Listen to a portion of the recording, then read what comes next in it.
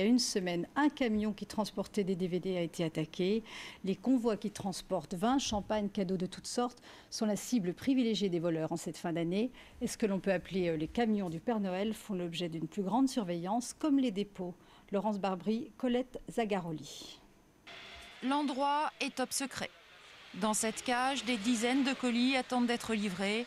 À l'intérieur, des produits sensibles, entendez par là précieux, lecteurs DVD, ordinateurs portables, valeur estimée plusieurs centaines de milliers d'euros.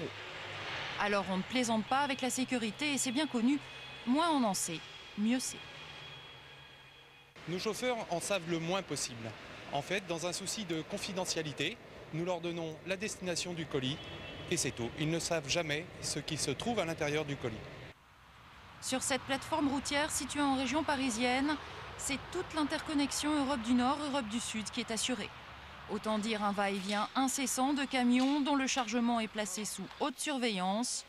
Le transporteur a investi 10 millions d'euros ces 5 dernières années dans la sécurité, mais souvent le danger vient de la route. Le mode opératoire le plus courant, c'est le chauffeur s'arrête pour déposer un colis, la livraison va durer 1 minute et il laisse les clés sur son véhicule, se disant ça ne craint rien. Et puis des opportunistes malveillants passent dans le secteur, montent dans le camion et partent avec le camion. TNT Express a équipé la plupart de ces camions de balises GPS. 2 hommes placés dans une voiture banalisée escortent les transports de luxe et donnent l'alerte en cas de braquage. Ici, l'ennemi n'a rien du voleur à la petite semaine. Des marchandises volées qu'on retrouve souvent en Europe de l'Est. En 2004, près de 2400 vols de fret ont été recensés, une délinquance qui connaît un pic d'activité en cette période de fête.